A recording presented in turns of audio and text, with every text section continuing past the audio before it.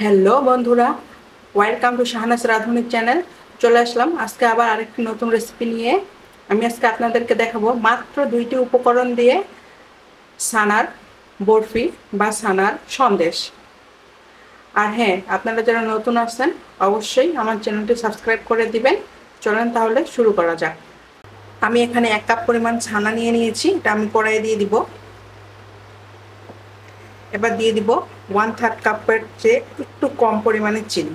আপনারা আপনাদের স্বাদ মতো চিনি দিয়ে দিবেন। কেউ যদি বেশি খেতে চান বেশি দিবেন, কম চাইলে কম দিবেন। এবার এগুলোকে মিক্স করে নেব ভালোভাবে। আর হ্যাঁ, একটা কথা মাথায় রাখবেন যে চুলার পাওয়ারটা কিন্তু মিডিয়াম টু লোয়ে রাখতে হবে। বেশি দিলে কিন্তু বরফিটা ভালো হবে না, নষ্ট হয়ে যাবে। এটা অনবরত নাড়তে থাকতে হবে।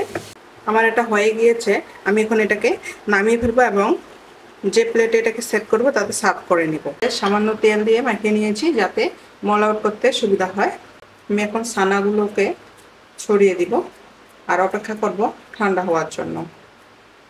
যে কেউ চাইলে এই ছানার সন্দেশ সহজে বানিয়ে নিতে পারে, কোনো ঝামেলা ছাড়াই। আপনাদের যদি আমার ভিডিওটি ভালো লেগে থাকে অবশ্যই আমার চ্যানেলটিকে সাবস্ক্রাইব করে দিবেন।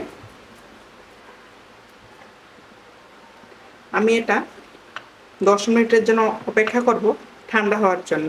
আমি 10 মিনিটের জন্য অপেক্ষা করব যাতে ছানাগুলো ঠান্ডা হয়ে যায় এবং আমি কেটে নিতে পারি। 10 মিনিট পর আমার ছানাগুলো ঠান্ডা হয়ে গিয়েছে। এবার এগুলোকে আমি শেপ দিয়ে কেটে নিব। আপনারা আপনাদের ইচ্ছা মতো শেপ দিয়ে কেটে নিতে পারেন। আমি চারকোনা করে কেটে নিব। আমার কেটে নেওয়া হয়ে গিয়েছে। এবার এগুলোকে আমি পরিবেশন করে দেখাচ্ছি। চলে আসো, বরফিগুলোকে পরিবেশন করে দেখুন কতটা সুন্দর হয়েছে। খেতেও অনেক মজা। আপনারা অবশ্যই একবার হলেও বাসায় ট্রাই করবেন এটা বানানোর। মাত্র 2টি উপকরণ দিয়ে সহজে বানিয়ে নিতে পারবেন ছানার বরফি বা ছানার সন্দেশ। আর হ্যাঁ, যারা নতুন আছেন অবশ্যই আমার চ্যানেলটিকে সাবস্ক্রাইব করে দিবেন এবং যারা ফেসবুক থেকে দেখতেছেন অবশ্যই আমার পেজটিকে লাইক ফলো দিয়ে পাশেই থাকবেন এবং বেশি বেশি করে শেয়ার করবেন, অন্যকেও দেখার সুযোগ করে দিবেন। আজকে এ পর্যন্তই। সকলে ভালো থাকবেন। সকলকে আসসালামু আলাইকুম।